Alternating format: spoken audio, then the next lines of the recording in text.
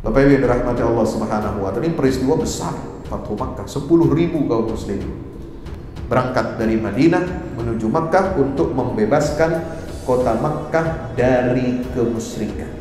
Itu dikenal dengan peristiwa apa? Fathu Makkah, di mana Rasulullah menghancurkan berhala-berhala yang ada di sekeliling Ka'bah dan yang ada di dalam Ka'bah. Maka turunlah firman Allah, wa qul ja'al haqqu wa zahaqal batil innal batila kana zahuqa. Kebatilan itu pasti akan sirna, cepat atau lambat. Syaratnya apa? Yang hak mau datang. Ya, kalau haknya diem, kagak bergerak, ya, yang batil jalan terus, bos. Maka Al-Quran mengajarkan kepada kita, ja'al haq, kebenaran itu harus datang, harus disampaikan. Baru nanti kalau orang-orang yang membawa hak ini istiqomah, kemudian kita menyebarkan dakwah Islam ini dengan baik, maka Allah Subhanahu wa Ta'ala akan izinkan kebatilan itu akan sirna dengan sendiri. Tapi harus dengan usaha dengan kita juga.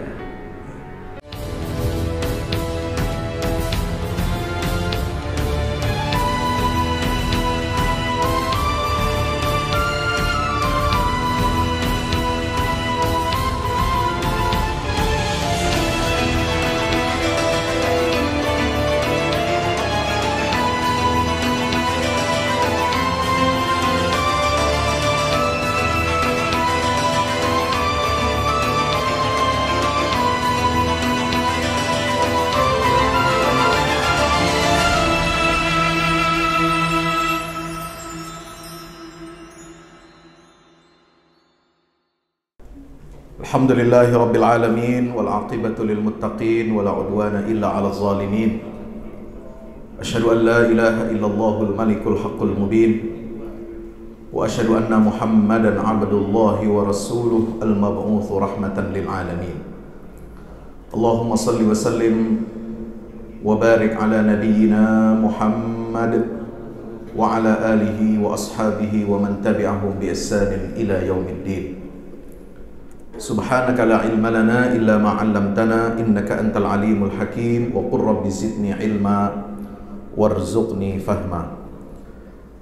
Bapak Ibu hadirin hadirat jamaah Masjid Ar-Ridha yang mudah-mudahan kita semuanya senantiasa dimuliakan Allah Subhanahu wa taala. Alhamdulillah di hari yang ke-10 di bulan suci Ramadan ini Allah masih memberikan kita nikmat kesehatan, taufik dan hidayah. Dan dengan izin Allah kita dapat dipertemukan dalam majelis ilmu di taman-taman surganya Allah Subhanahu wa Ta'ala di dunia ini. Mudah-mudahan kita bukan hanya berkumpul di taman surga di dunia, tapi insya Allah kita akan berjumpa, bertemu di dalam surga Allah di yaumil qiyamah. Amin ya rabbal alamin. Bapak Ibu yang dirahmati Allah Subhanahu wa Ta'ala, bulan Ramadan secara spiritual, secara rohiyah kita sudah mengerti dan memahami bagaimana kedudukannya dalam agama Islam. Puasa Ramadan menjadi rukun di antara 5 rukun Islam. Artinya apa? Pilar. Ajaran Islam ini banyak, mencakup semua hal, ibadah, muamalah, ekonomi, dalam kehidupan sosial, dalam kehidupan politik, kemudian juga dalam seluruh aspek kehidupan kita, termasuk mengatur masalah makanan, minuman, pakaian, dan lain sebagainya. Hukum berkeluarga. Tapi yang menjadi pilar, Allah memilih melalui lisan Rasulullah SAW itu hanya 5 pilarnya. Tapi bangunan Islam ini banyak, utuh. Inilah pilar penyangga Islam, yaitu diantaranya satu adalah bulan puasa Ramadan. Bapak Ibu yang dirahmati Allah Subhanahu wa Ta'ala, selain memiliki kedudukan ruhiyah, kedudukan spiritual yang begitu tinggi bulan Ramadan ini di mata umat Islam, ya, Ramadan ini ternyata memiliki pengaruh dalam perjalanan sejarah peradaban Islam. Justru karena umat Islam sedang meningkat spiritualitasnya, sedang ditempa keimanan dan ketakwaannya kepada Allah Subhanahu wa taala, sedang dilatih kesabarannya, kedisiplinannya, fisiknya dan mentalnya. Jadi puasa ini latihan fisik dan mental, Pak. Bukan hanya berbicara tentang sabar, tentang disiplin, tapi juga fisik kita dididik oleh Allah dengan ibadah yang sifatnya menahan, menghentikan diri dari sesuatu. Kalau ibadah yang lain kita melakukan, sholat tadi kita melakukan, ada gerakannya, ada bacaannya, ada waktunya, ada tempatnya, ada niatnya dan lain sebagainya. Kalau zakat kita mengerjakan, ngeluarin fulus. Kalau haji ada gerakannya, mengerjakan. Umroh juga sama, mengerjakan. Tapi kalau puasa, menghentikan. Stop. Stop makan, stop minum, stop ngerokok, yang suka ngerokok. Stop hubungan suami istri siang hari aja, kalau malam sih boleh. Ya, silahkan, asal tahu waktu. Ya. Stop, ini ibadah stop dalam Islam. Nah, Allah memilih bulan Ramadan dengan kalender penanggalan Komariah itu, ya. Ini ada hikmahnya, rahasianya. Kan kita puasa setiap tahun, bulan Ramadan itu Pak nggak sama. Ketemu bulannya, bulan penanggalan apa? Bulan penanggalan perjalanan matahari yang disebut dengan kalender Masehi. Ya. Ada dapat puasa bulan Januari, puasa bulan Februari, puasa bulan Desember, puasa bulan sekarang April, ada kemarin bulan Mei. Dia muter. Itu sebenarnya pendidikan fisik. Supaya apa? Orang Islam ini bisa ditempa kuat fisiknya, kuat mentalnya, dalam kondisi cuaca apapun, ekstrim bagaimanapun, kita mesti lulus dalam ujian ibadah puasa ini. Stop dari makan, minum, dan berhubungan suami istri. Apalagi kalau kita di Indonesia ini enak, puasa rata-rata 13 jam. Ya. Subuhnya jam 5, kurang lebih jam 5, maghribnya jam 6, 13 jam. Tapi negara-negara lain itu ada yang puasanya 15 jam, ada yang 16 jam, ada yang 18 jam, bahkan ada yang 20 jam. Itu kan latihan fisik, jangan salah. Bagaimana kita bisa menempa diri kita ini, dididik oleh Allah Subhanahu wa taala, melewati semua musim, melewati semua cuaca, kita harus sanggup dan bisa untuk berpuasa. Makanya sejak zaman Rasulullah sampai kejayaan Islam itu terus selama berabad-abad, bulan Ramadan ini menorehkan sejarah peristiwa-peristiwa yang sangat penting. Kalau kita catat di bulan Ramadan pada tahun Rasulullah SAW hidup, ya, setelah Nabi hijrah dari Makkah ke Madinah, itu bulan Ramadan mencatat beberapa peristiwa spektakuler. Yang pertama adalah Ramadan itu adalah merupakan waktu turunnya Al-Quran pertama kali. Wahyu yang pertama Rasulullah, ya, kepada Nabi itu adalah terjadi di bulan suci Ramadan. Syahrul Ramadan alladzi unzila fihil Quran. Yang kedua, pada tanggal 17 Ramadan tahun 2 Hijriah, umat Islam memenangkan pertempuran Perang Badar. Ya, Perang Badar ini terjadi tanggal berapa? 17 Ramadan tahun 2 Hijriah atau tahun 624 Hijriah. 24 Masehi, maaf. 624 Masehi. Ya, ini perang pertama yang dihadapi oleh umat Islam yang jumlahnya 3 kali lebih kecil, bukan 3 kali lipat lebih besar, 3 kali lebih kecil dari jumlah pasukan kaum Quraisy yang hampir 1000 orang. Berarti jumlah umat Islam cuma 300-an orang, 313 orang. Ini umat pilihan. Ini umat pilihan. Maka Rasulullah SAW mengatakan, kepada ahli Badar, ahli Badar itu dijamin untuk masuk surga. Karena mereka ikut bertarung dan memenangkan pertempuran pertama kali dalam sejarah Islam melawan pasukan kaum musyrikin. Dan ini diabadikan oleh Allah Subhanahu wa taala. Ayat Al-Qur'an yang berbicara tentang perang Badar itu ada dua macam. Satu, menggambarkan peristiwa kondisi yang ada di perang Badar, itu ayat surat Ali Imran ayat 126 ya, sampai 128 itu bisa kita lihat. Itu bicara tentang Badar. Demikian juga surat Al-Anfal. Ya, di situ kita bisa baca bagaimana situasi perang Badar itu. Itu ketika berbicara tentang bagaimana Allah memberikan pertolongan kepada Nabi SAW di perang Badar.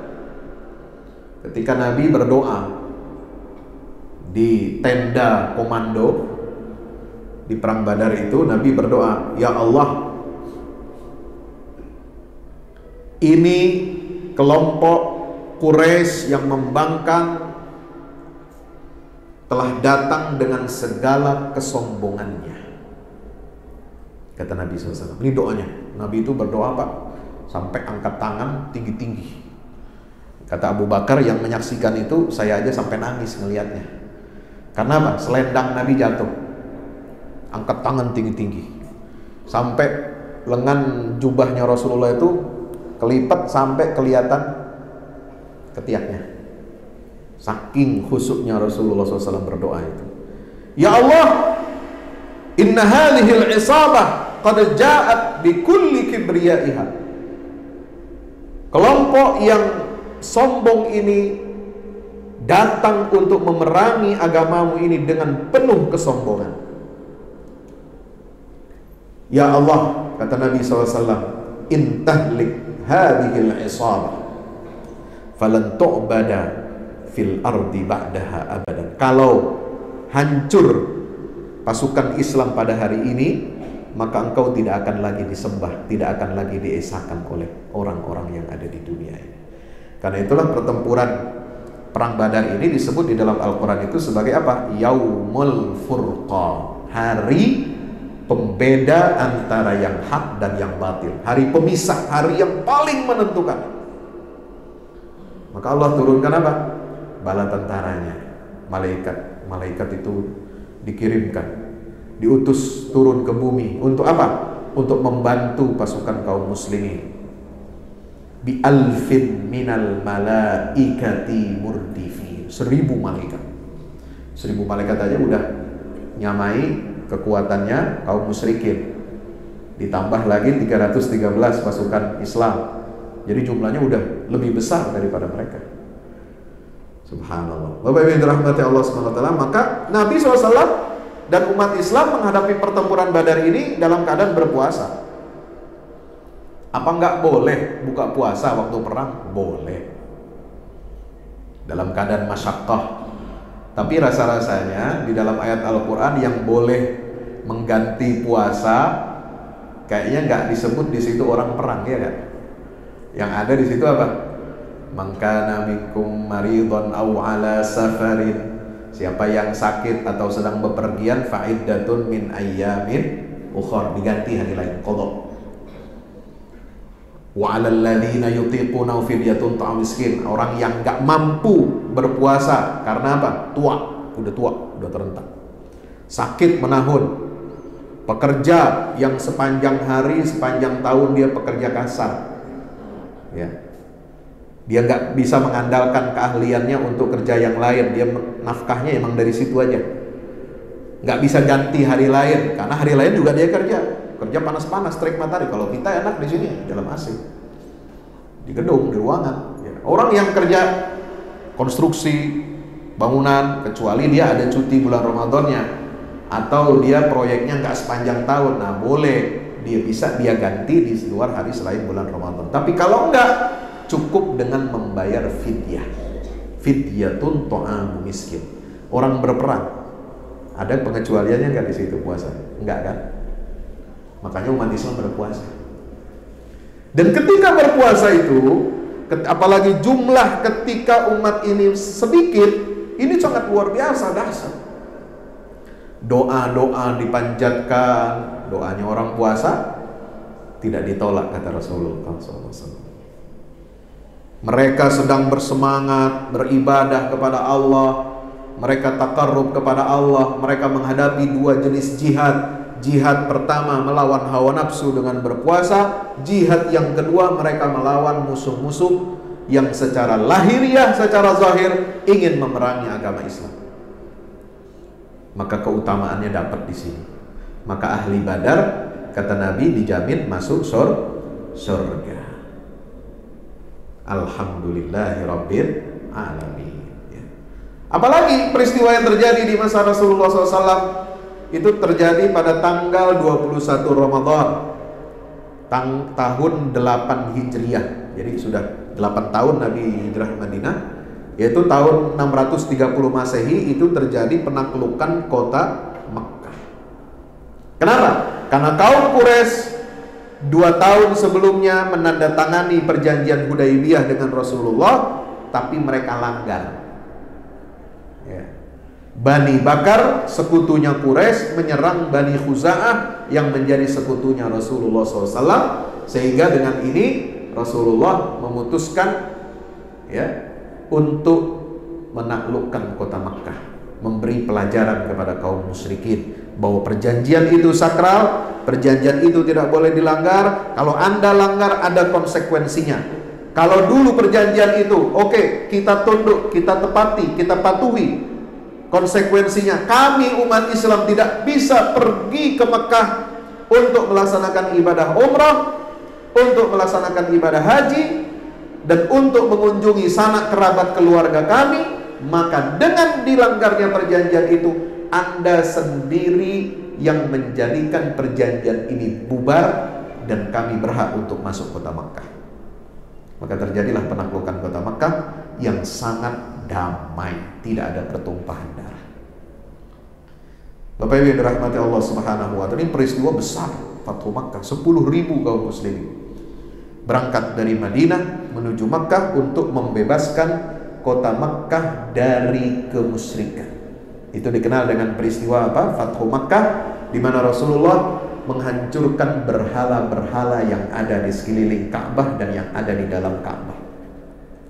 Maka turunlah firman Allah, wa qul ja'al haqqu wa zahaqal batil innal batila kana zahuqa. Kebatilan itu pasti akan sirna, cepat atau lambat. Syaratnya apa? Yang hak mau datang.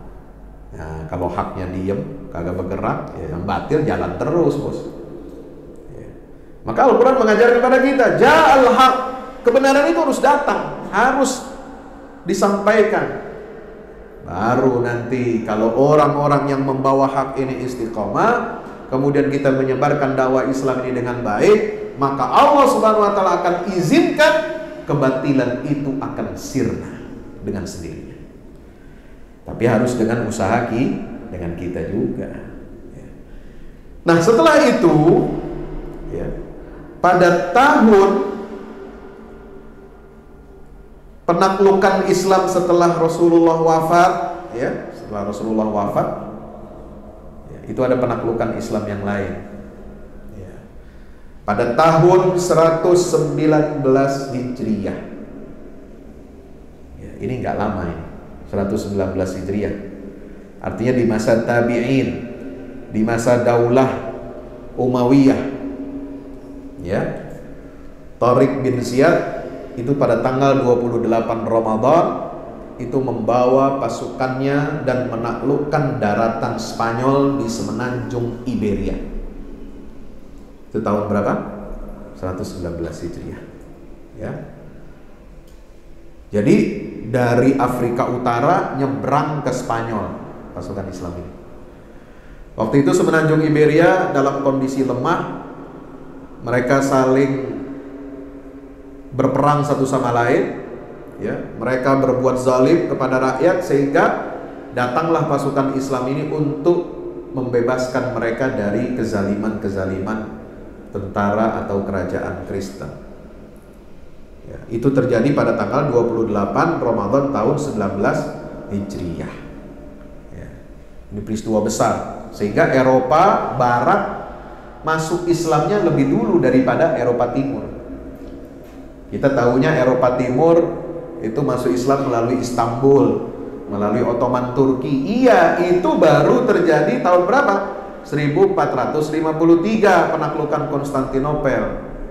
750 tahun sebelum itu Islam sudah sampai di Eropa Barat, masuk melalui Spanyol. Spanyol semenanjung Iberia yang kemudian berubah menjadi Andalusia itu kemudian dikuasai oleh kaum muslimin dan hampir menyeberang ke mana itu? Ke Prancis, ke Lyon. Ya, cuma belum ditakdirkan oleh Allah Subhanahu wa taala untuk sampai menembus Prancis. Itu ada pertempuran Bilatus Syuhada. Ya. Bapak Ibu yang dirahmati Allah Subhanahu wa taala, ini sejarah bagaimana Islam itu masuk ke daratan Eropa. Karena lebih dekat melalui Afrika Utara, ya kan?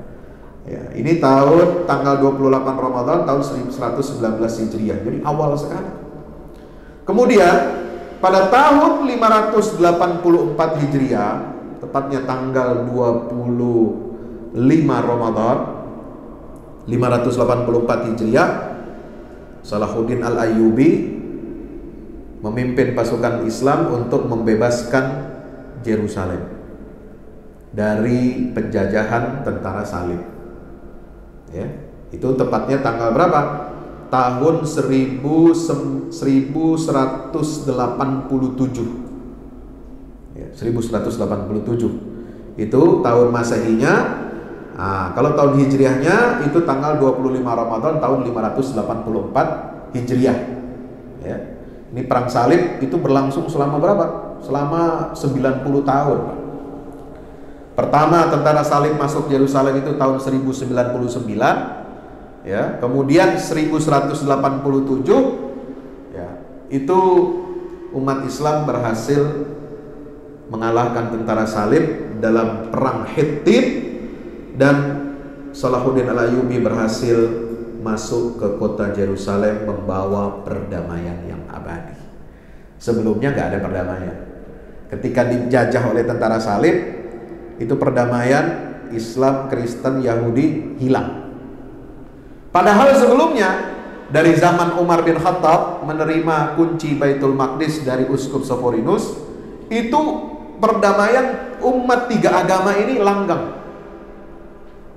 Selama 500 tahun lebih, umat Islam ada di Yerusalem, itu semua aman. Orang Kristen aman, orang Yahudi aman, semua tiga agama ini berdampingan dengan baik. Karena dijamin oleh Khalifah Umar bin Khattab, tapi kemudian dirusak, dihancurkan perdamaian itu oleh tentara salib yang masuk tahun 1099 dipimpin oleh Guy de Lusignan. Oleh bukan Guy de Lusignan itu pemimpin tentara salib yang dikalahkan di Hittin tahun 1187. Ya. Nah, kalau dia masuk pertama ke Yerusalem itu tentara salib itu dipimpin oleh Geoffrey de Bouillon, ya, istilah bahasa Arabnya itu ada ya.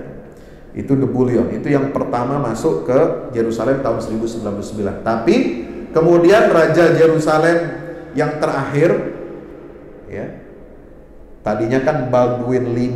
Baldwin V ini temannya Salahuddin.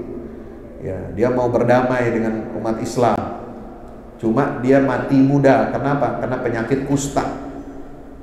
Kena campak, kena penyakit kusta, ya.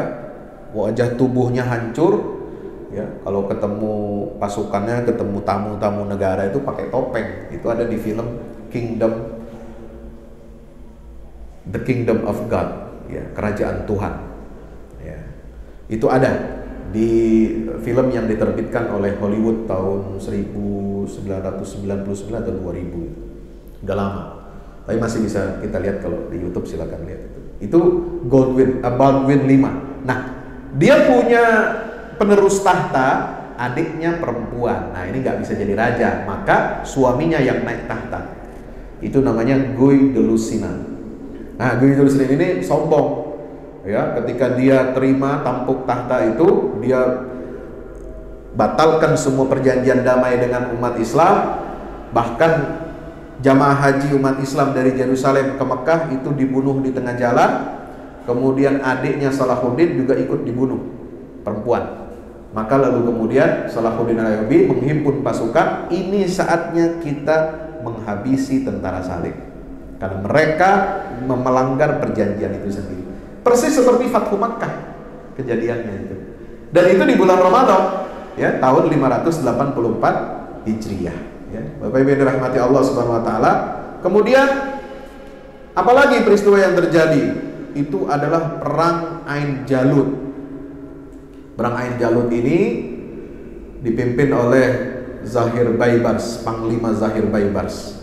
Itu kerajaan Mamalik di Mesir pada tahun 658 Hijriah. Ya, tanggal 25 Ramadan 658 Hijriah, Sultan Saifuddin Qutus memimpin pasukan bersama Panglima Zahir Baibars untuk menghalau tentara Mongol. Jadi waktunya berdekatan.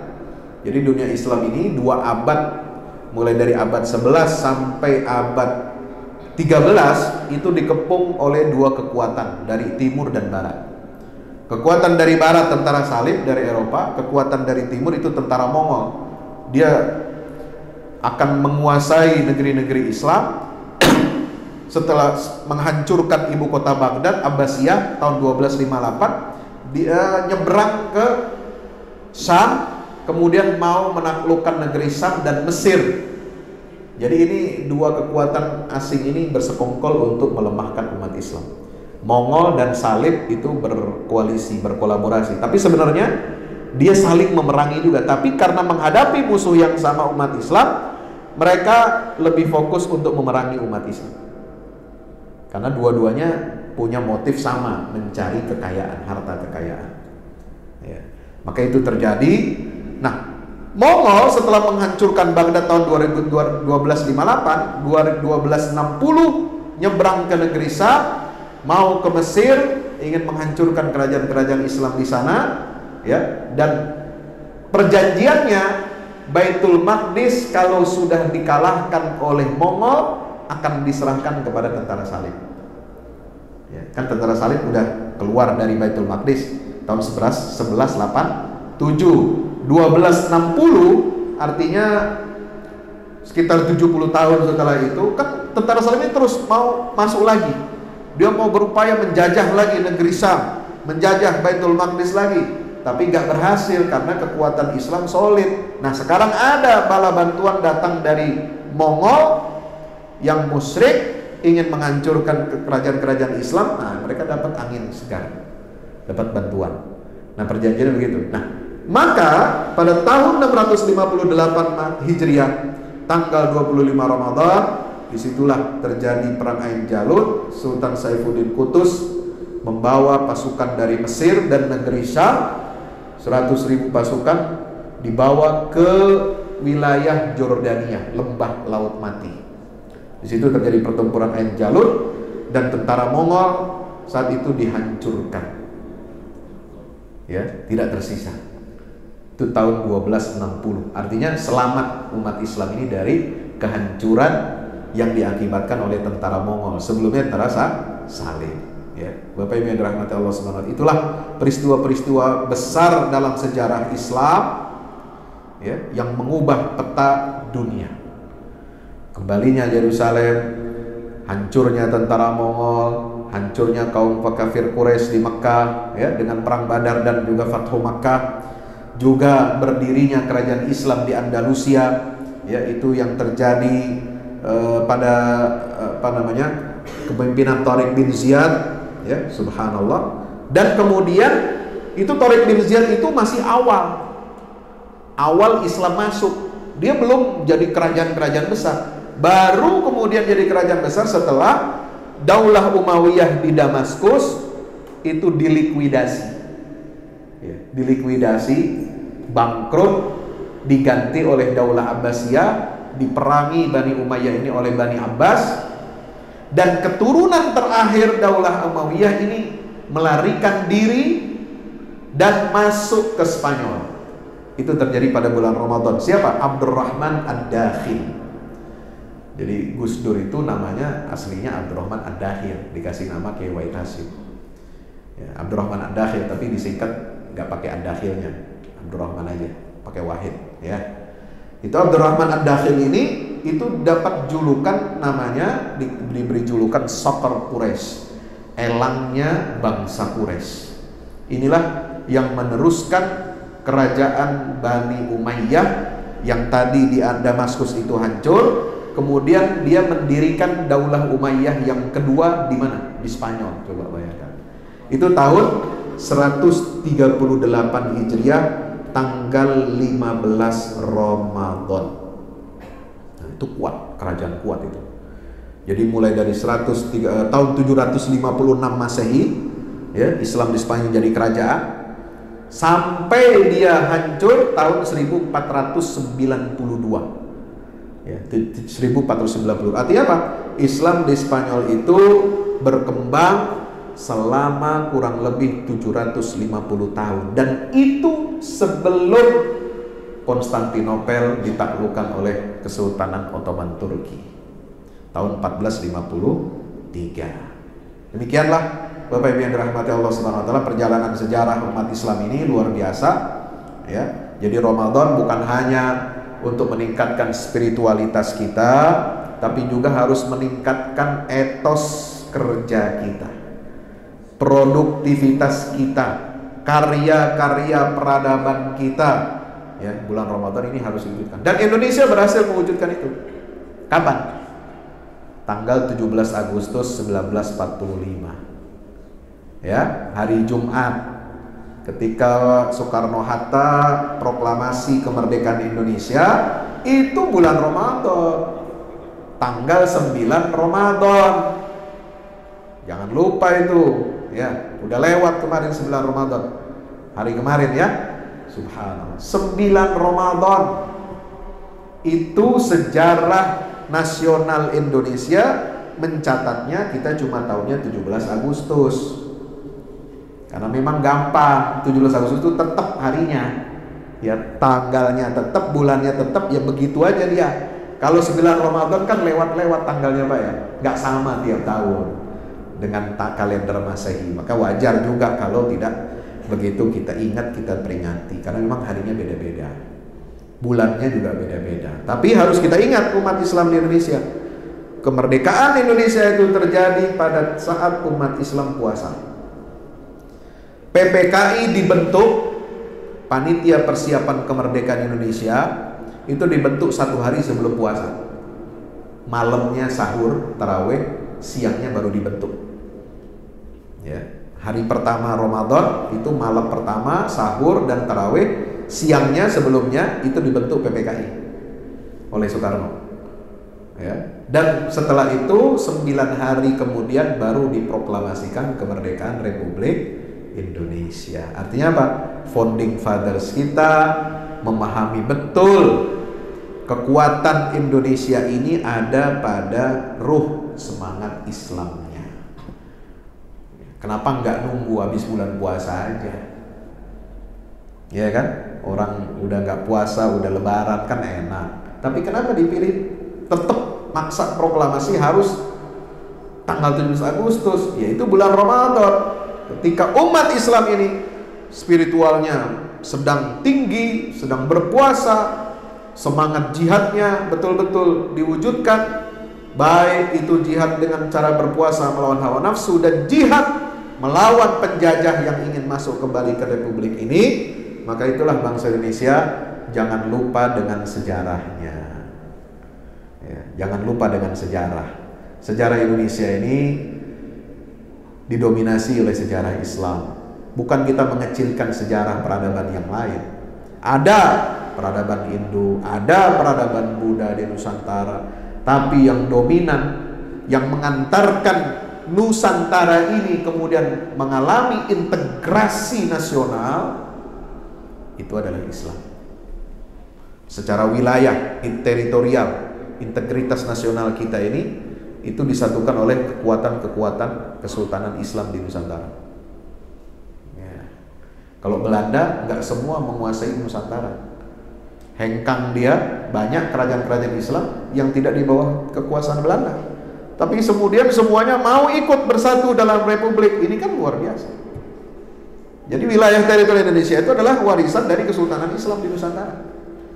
Bahasa kita, bahasa Indonesia itu dari bahasa Melayu. Padahal orang Melayu bukan mayoritas di negeri ini, di Nusantara. Mayoritasnya orang Jawa. Tapi tidak pakai bahasa Jawa, bahasa nasional kita. Pakai bahasa Melayu. Kenapa? Melayu itu adalah bahasa lingua franca yang dipakai berabad-abad oleh para pedagang muslim di Nusantara ketika berinteraksi dengan dunia luar. Dan jadilah bahasa persatuan Indonesia jadi bahasa nasional. Jadi islamisasi di Nusantara ini luar biasa, dengan bahasa, dengan budaya, dengan pendekatan fikih dakwah, ya, dengan integritas political will, ya, kemauan politik dari sultan-sultan di Nusantara ini untuk meleburkan diri dalam negara kesatuan Republik Indonesia. Mudah-mudahan bermanfaat. Aqulu qouli hadza, astaghfirullah li wa lakum. Wassalamualaikum warahmatullahi wabarakatuh.